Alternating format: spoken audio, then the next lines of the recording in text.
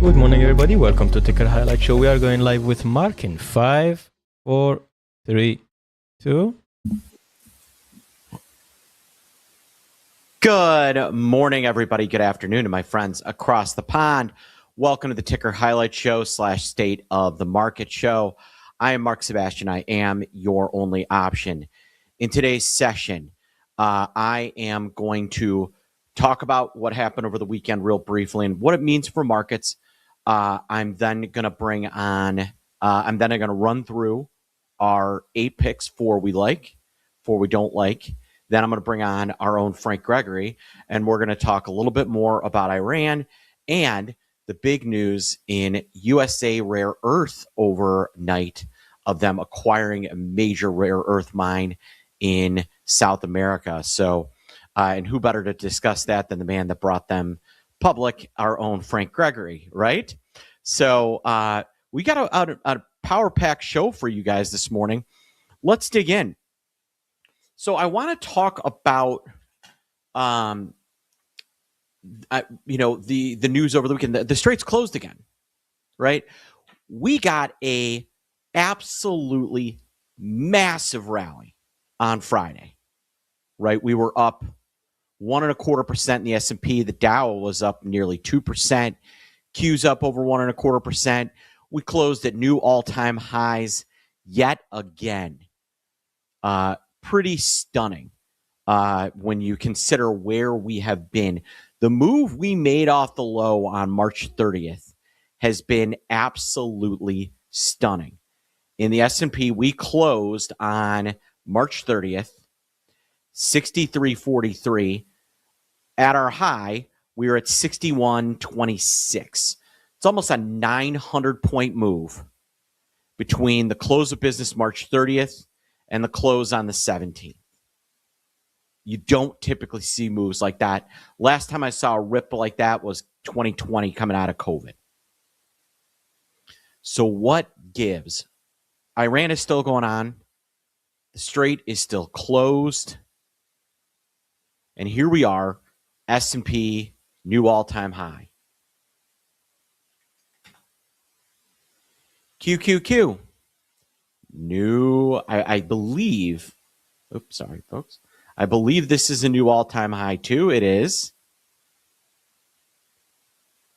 IWM, another new all-time high. The only major ETF that people track, major index that people track, that is not sitting at a new high is the Dow Jones Industrial Average. So, how's that possible? What's changed? The answer is expectations. The market has moved away from caring about Iran unless there is a major flare-up in conflict there. And the market now believes that the Strait is going to get opened at some point soon. Otherwise, it wouldn't be behaving this way. And you can see it in the price behavior. I mean, take a look on Friday. I'm going to get back to SPX. Now, on Friday, breaking new all-time highs, hit a high of 61.47. That's actually up 900 points. And that's on the news. The Strait is open. Then today, we get the news, or over the weekend, we get the news. Nope, just kidding. Strait's closed. S&P down 7. Q's down 0.25%. Dow's actually up.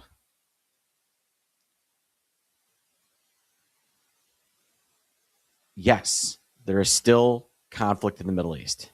Yes, it is still a quagmire. And yes, we're going to talk about that more in a little bit. But we have moved on as a market.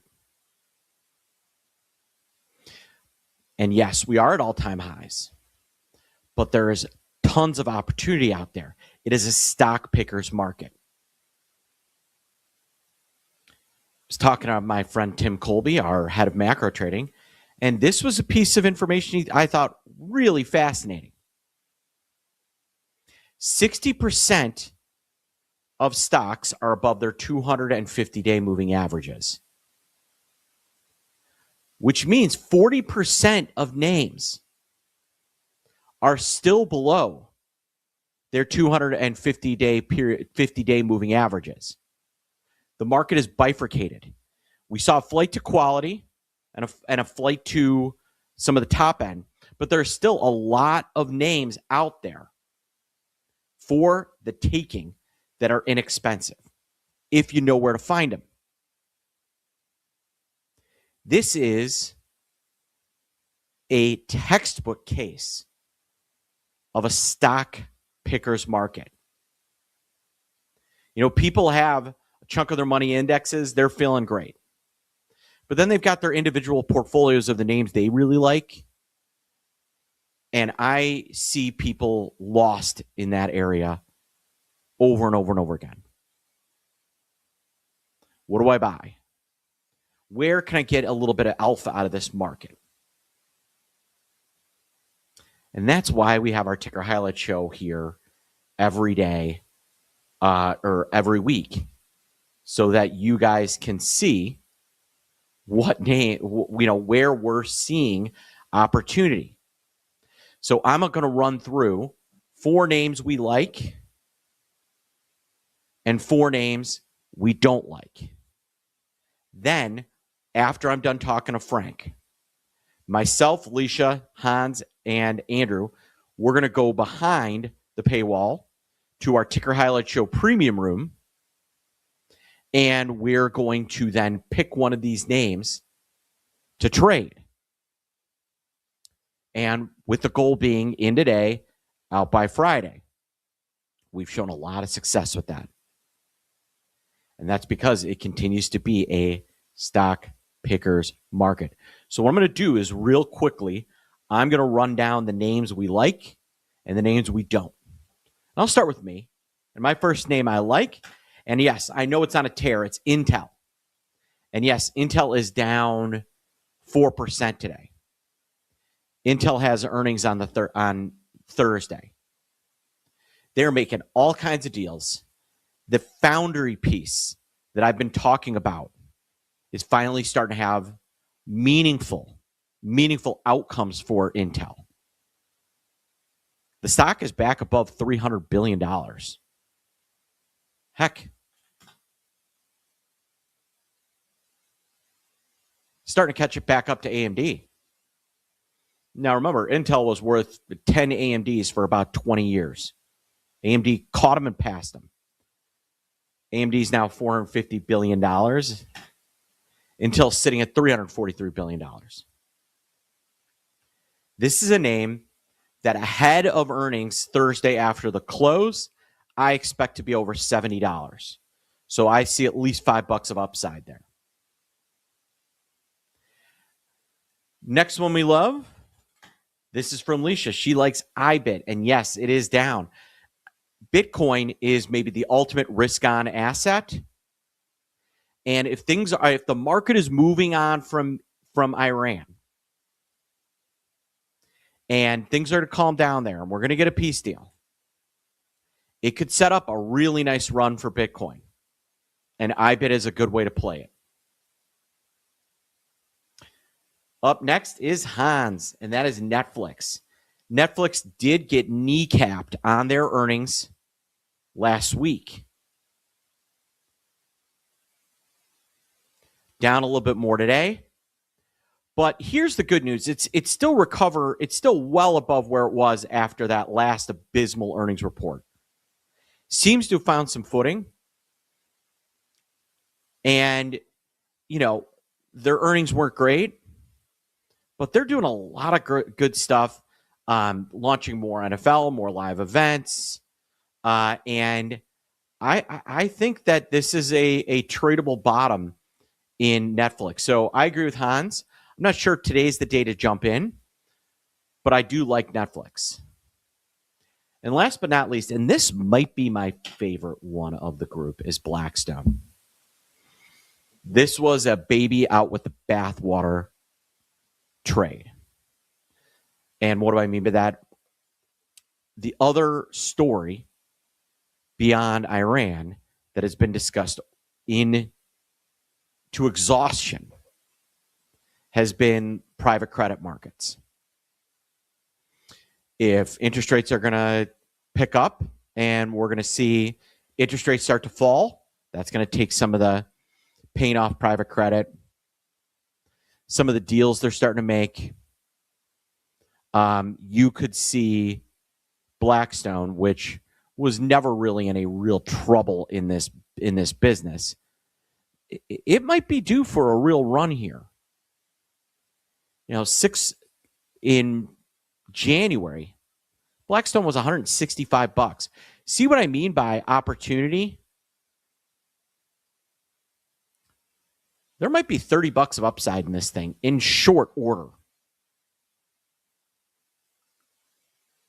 And we've been seeing bullish flow in these names. There's still some that I think are actually bathwater, like Owl. But Blackstone, BX, is not one of them. Now, taking it the other way on the ones we hate, Andrew, zero interest in Mosaic. I'm not sure how much it's going lower, but until that straight opens, they've got all kinds of problems, and the stock was already doing terrible because of the tough sledding in fertilizer. Fertilizer prices are so high. So I'm not sure Mosaic's going lower, but I'm convinced it's dead money.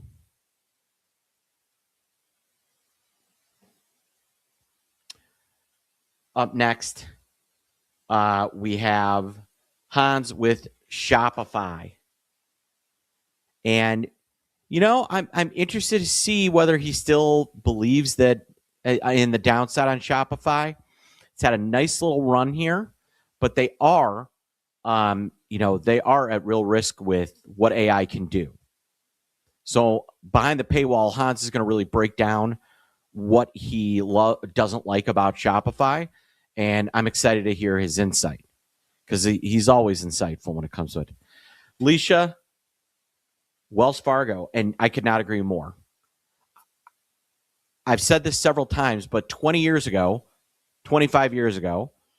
Wells Fargo was the beacon of light among major banks. Everybody loved it and thought it was a really well-run bank. They have their big scandal. They get sanctioned, yada, yada, yada. 20 years of just awfulness. Meanwhile, 20 years ago, the worst bank was Citigroup, and Citigroup is now making all-time highs and is the best performing of these mega caps. What is old is now new, and what was new was now old. And finally, I continue to keep an eye on Supermicro Computer. It has closed the gap. So it may be time for this thing to roll over. I don't understand why someone's been buying this anyway. I think the whole company's going to be hit with a fraud charge. I don't know if I'd short it, but this is definitely not one I'd be looking to buy. And I think long term, there's some major, major downside here. This is one that eventually is going to have to, I believe, enter some sort of receivership. All right. So, ones we like: Intel, Netflix, iBit, and Blackstone. Ones we want to leave: Wells Fargo, Supermicro Computer, Mosaic, and Shopify. You can write those 4 names down. The 4 names we like and the 4 names we don't. Speaking of a name I like, let's bring on, we continue to see just the opaque nature of dealing with a government who's been entirely decapitated and yet somehow still has leverage with that Strait of Hormuz. And we've got a huge deal in the rare earth space. And who better to break both of these down than our own Frank Gregory? Frank is our expert on what's happening in Washington as it relates to finances. And as many of you know, he was the man that brought USA Rare Earth to market. And they are the ones that are acquiring this large mine in South America called in Brazil's Serra Verde. So I'm excited about that. Good morning, Frank. How are you? Hey, Mark. What's going on? How you doing? Not much. Yeah, I'm not doing as well as you. You're having a good morning with that with the pop in USAR. I do want to get to that, but let's start with Iran. Let's start. I definitely do, because I know you're happy about it. I want to start with Iran because it just feels opaque, right? We get the Strait opened, then it's closed again, and then over the weekend we are, exploding a couple of their speedboats, boarding tankers. They're attacking other tankers that, they attacked an Indian tanker that already had permission to go through. It's a quagmire there. But yet allegedly they're still together for peace talks. What are we dealing with here? Yeah, I think you should not have me, but Bill Murray on and do a Groundhog's Day event, because that's kind of what it's starting to feel like, right? It kind of does. So, yeah, I mean, so here's the, let's do the quick highlights. Is the war over? No. Is there a ceasefire on paper? Yes. Is it under serious strain? Yes. The ceasefire officially is supposed to come to an end on Wednesday, so we're going to see what happens then. Over the weekend, yes, Iran fired on some ships. We seized a flagged vessel that we declared was an Iranian vessel trying to, skirt around us. Iran obviously then threatened retaliation and hardened its stance on talks and about Strait access. Is the Strait open? No. Definitely not in the normal commercial sense, as you would call it. Are some ships going through? Yes, but traffic is severely disrupted. And, there's both Iranian military and U.S. military control going on. It's a very fluid and very dynamic situation. I've heard that, really, even if this thing can't come, let's say a peace deal magically occurred on Wednesday, it's still going to be months and months before the Strait is fully operational again. So part of the problem is it's, for a peace deal, who are we even negotiating with? Publicly, right. We're dealing with, Iran's civilian political leadership. But let's be honest, the IRGC has the power, has the guns, and has the will. So, can they, even if there's a deal with the paper leadership, can that really happen? And the answer is probably not.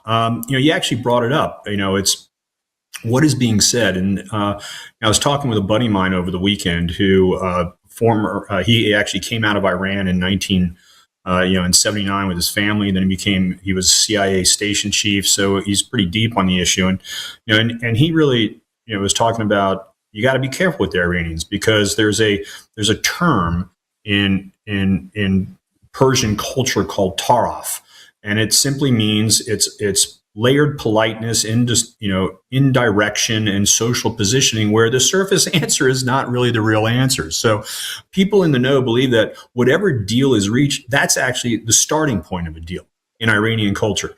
Oh, we have a deal. Great. Now it's time to actually negotiate. So I think part of the problem is, we in in the West, and particularly with our current president, who's a very transactional president, that's how we're treating this, right? It's the art of the deal. We're making a deal.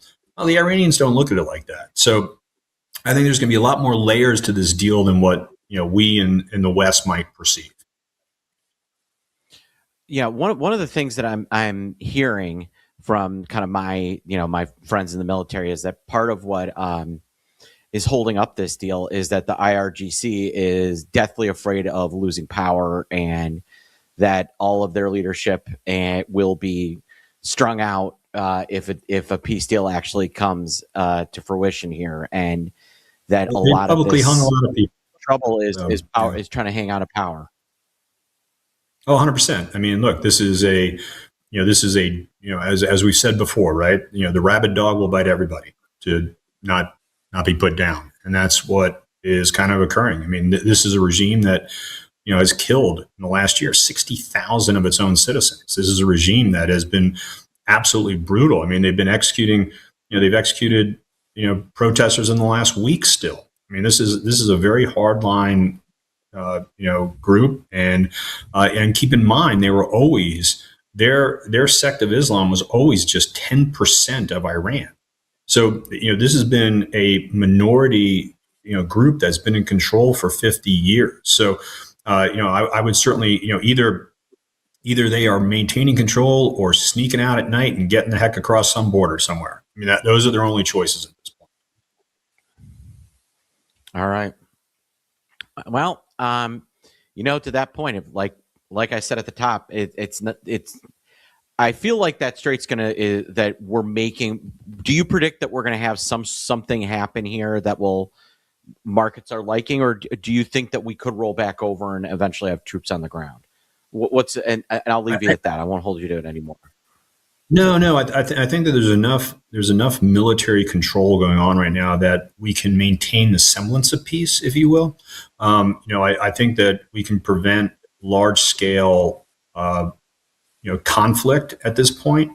And again, if you talk to the hardliners on our side, like the folks like my buddy who came out of Iran, their position has always been regime change.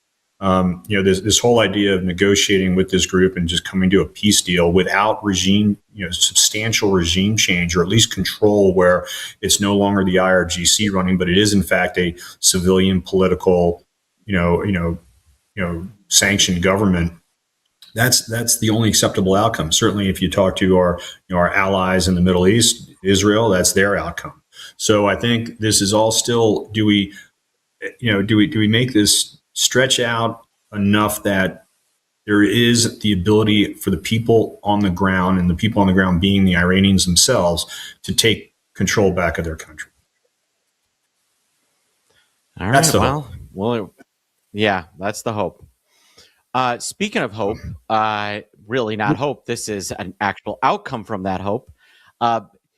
I want to touch on this because this is a huge deal that's under the radar. USA Rare Earth, right?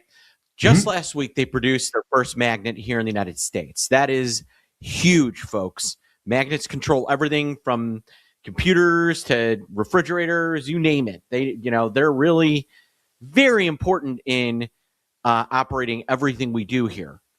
They have not gotten a U.S.-based mine open, but then over the weekend, and it's popping on this, USA Rare Earth to buy Brazil's Serra Verde for $2.8 billion to build supply outside of Asia. They're giving up $300 million in cash and $126 million in its own newly issued stock, and then some other stuff. I don't know exactly what else is going into that, but this is a big deal for USAR because they now have a place to source rare earth that they own, as opposed to having to go out and buy it. Yeah, it's huge for them, and I think it's huge. I think a lot of the I think Mountain Pass and some other AREC and some other rare earth companies are all kind of popping on this news because it's as much about the China supply chain problem as it is about anything else. This is a pretty big deal. It's going to be a lot. They're taking a large bite out of this thing with the capitalization table. And you can talk to that a lot better than I can, Mark, about whether that's going to be accretive, dilutive, short term, long term. But certainly from the standpoint of building up a domestic based supply chain, this is huge. Serra Verde owns the Pela Ema rare earth operation in Goiás, Brazil. So this will definitely help with unlocking that China hold on rare earth elements. And this comes on the back of some news. They now have USA Rare Earth now has operations in Europe. They've got operations in South America. So they've been diversifying their business. The mine in Texas has, I think, they're talking about a 24-month cycle before they can actually bring that mine online. So they're filling in with other sources of materials in the interim, which I think is smart, but also diversifying that supply chain globally, which which I can only believe is important. Yeah, I mean, this would make them, a completely vertically integrated maker of magnets, right? They've got the materials, they've got the production, they got the finishing. Is there anybody else in the space that has that, start to finish magnet production process? No, I mean, Mountain Pass is light years ahead on taking materials out of the ground at their own mine in California. So there's companies that are doing parts of it. Better is not necessarily the right word, but are ahead of the game. Mountain Pass does not have a vertically integrated magnet facility yet, but they are building one in Texas. So, that's something that they're trying to bring online as well. So, there are companies that are working hard to do this, but domestically now, and granted, Brazil, it's still global supply chain, but this is the best opportunity right now for an American company to go all the way to the finished product. This is exciting, and I'm sure you're going to be talking about this a lot more in capital gains and in many of in your Power Moves write-ups. As folks, if you're not subscribed to Power Moves, you should change that. Frank is so insightful and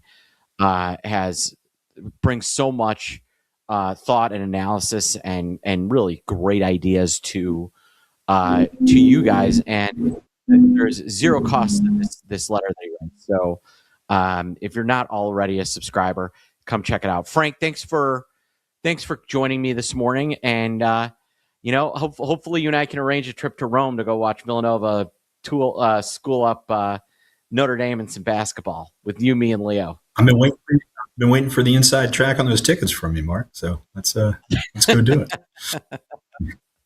All right, everybody. Frank Gregory, folks. All right.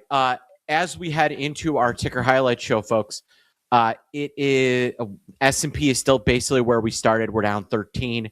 Qs are down $2.40. Dow down 32. You can join Ticker Highlight Show and Ticker Highlight Show Premium at a name your own price point. That's right.